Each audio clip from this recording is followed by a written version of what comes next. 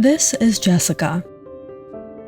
She has been married for about 10 years to the man the world would assume is the love of her life, Ezra.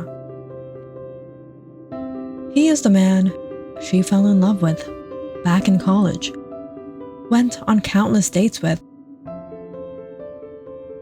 then shared a beautiful beginning that eventually led them to move in together.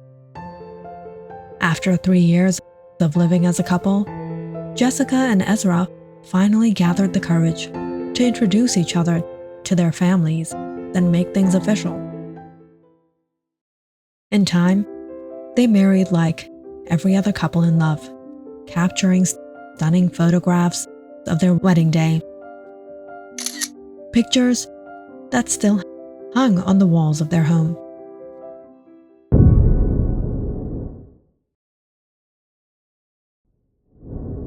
But now, those very photographs have lost their meaning,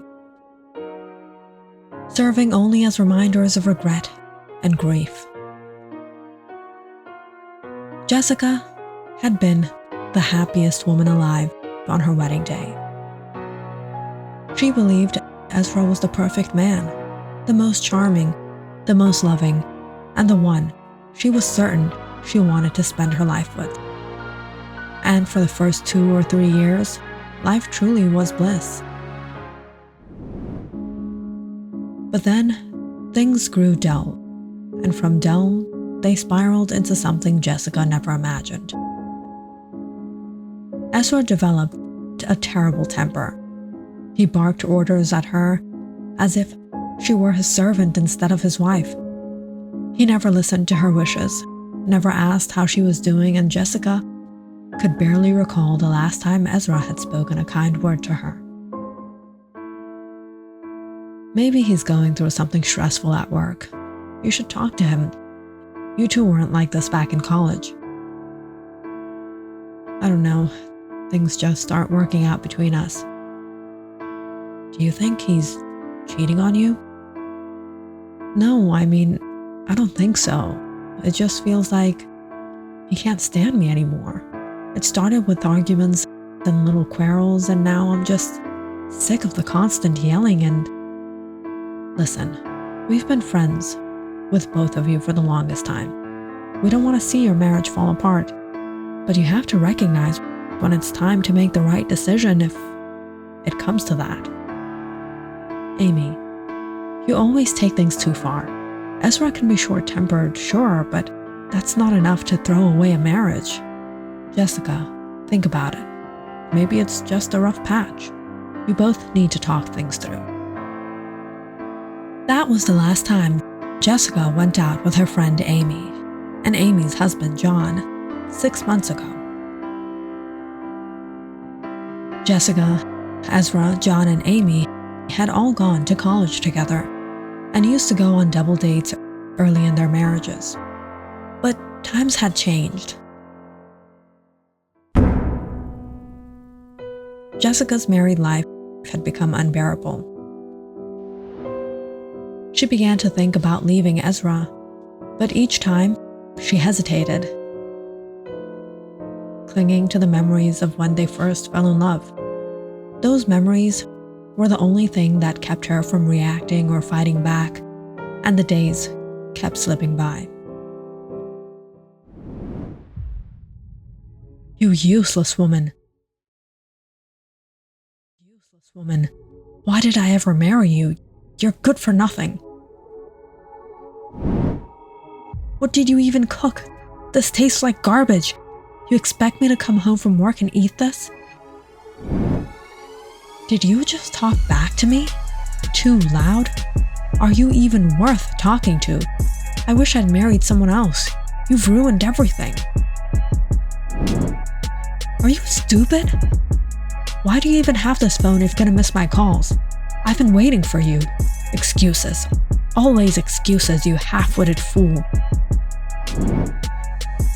The once peaceful home turned into a living nightmare as Ezra's cruelty grew worse by the day. Whenever Jessica tried to raise her voice or push back, things only escalated.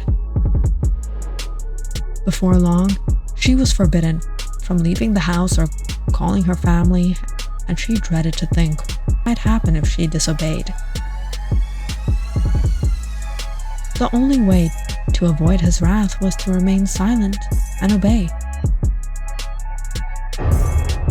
Just shut up and do what I told you. Get out of my sight. I don't want to hear your nagging voice or see those fake tears.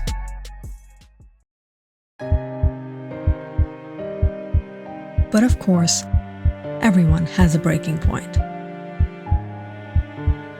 And Jessica was reaching hers.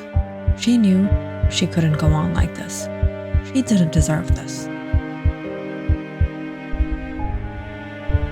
One morning, overwhelmed with rage and despair, Jessica finally decided she needed a break from it all.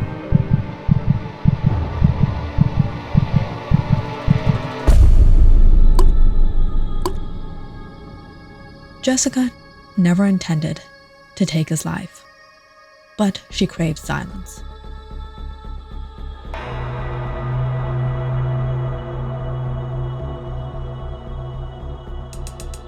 She slipped a slightly higher dose of sleeping pills in Ezra's lunch.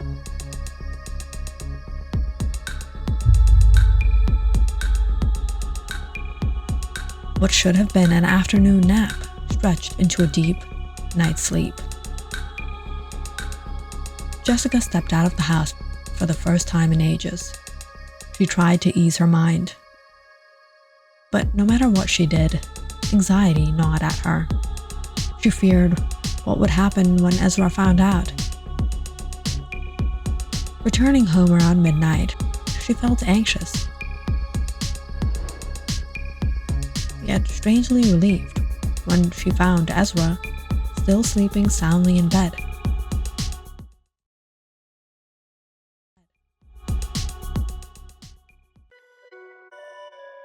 By morning, he woke, oblivious to what happened. "Do I have to tell you to get my coffee? Useless woman. You call yourself a wife? You're nothing but a liability." The insults resumed the moment his eyes opened. Jessica stormed into the kitchen and poured a steaming cup of coffee. She brought it to him,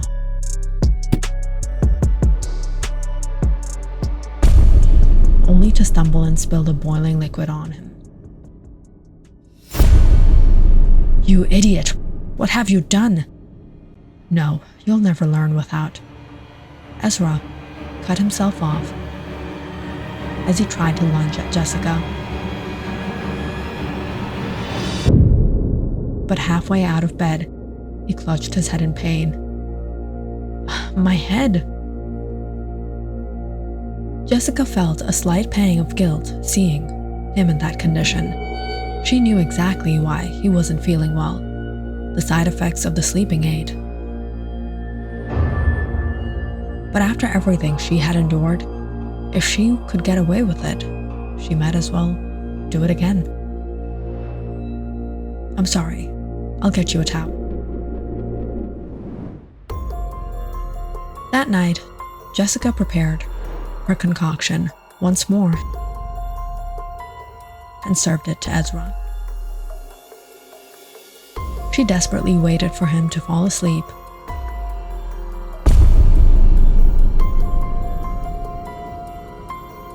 So she could finally enjoy a few moments of peace to herself. Jessica had found her small escape from this miserable life. But Ezra was still Ezra. He never spared her from the cruel words he hurled at her. "Look at you. What have you even done to your life? If it weren't for marrying me, you'd be on the streets, incompetent."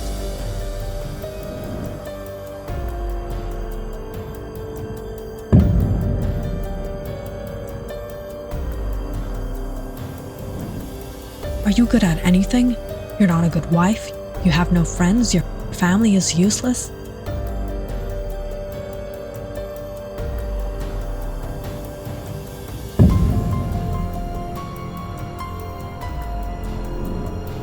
Worthless.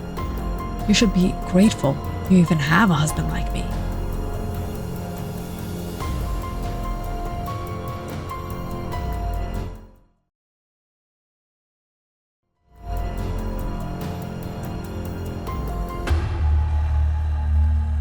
Now, with a little power and confidence she hadn't felt in years, Jessica craved revenge, and her secret grew darker with each passing day.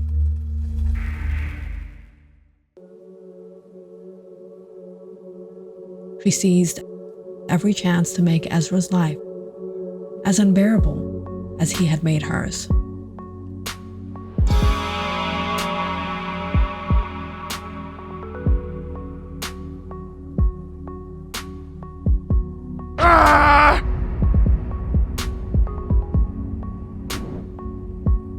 Ezra, don't worry.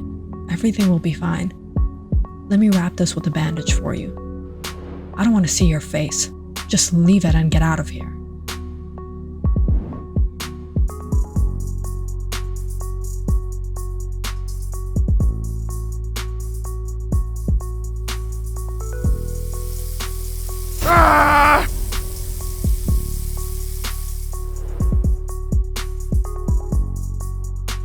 Ezra, do you want me to apply a cold compress? It'll make you feel better. What would make me feel better is having a real life, not a pathetic excuse for a human being like you.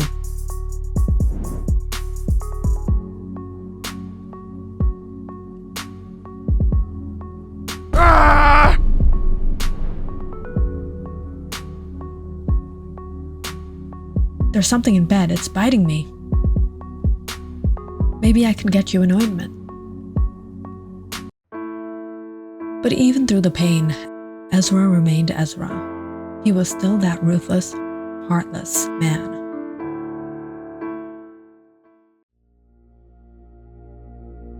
Jessica often wondered, how long could this go on? Should she just end it once and for all?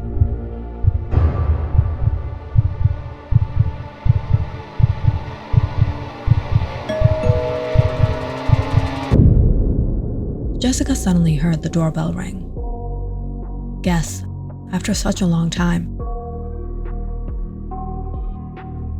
She rushed nervously to the door and peeked outside. It was John. John, how are you?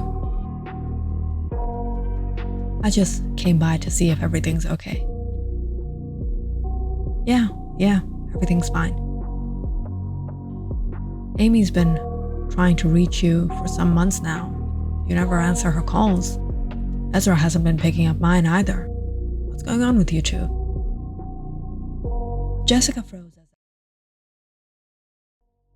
froze as Ezra's voice echoed through the halls. Do you think I have all day to wait for your nonsense? Where's my breakfast? Incompetent. Just incompetent. That's Ezra. He's calling me again, Jessica said, embarrassed by her husband's cruel tone. John watched Jessica dash in a panic toward the kitchen. He knew she and Ezra had marital issues, but he had never seen her so frantic before. What was happening? Had Ezra finally gone too far? John cautiously entered the house, peering into the kitchen, where Jessica fumbled nervously over breakfast. Quietly, he climbed the stairs to check on Ezra, hoping a talk might help. Ezra? Not out of bed yet? John said, pushing the bedroom door open slightly. Ezra. John froze in horror. Ezra lay in bed, rotting away into nothing but skeletal remains. Food, bandages, bugs, coffee stains, nails and filth surrounded him. When had this happened? It seemed Ezra had died months ago. John covered his nose against the stench, horrified as he heard Jessica enter the room, carrying a bowl of soup. "Ezra, the soup you asked for," Jessica said softly, serving Ezra her little concoction, food, bandages for her fleeting moments of relief. If you enjoyed this story, please like and subscribe to my channel and share this video with your friends and family.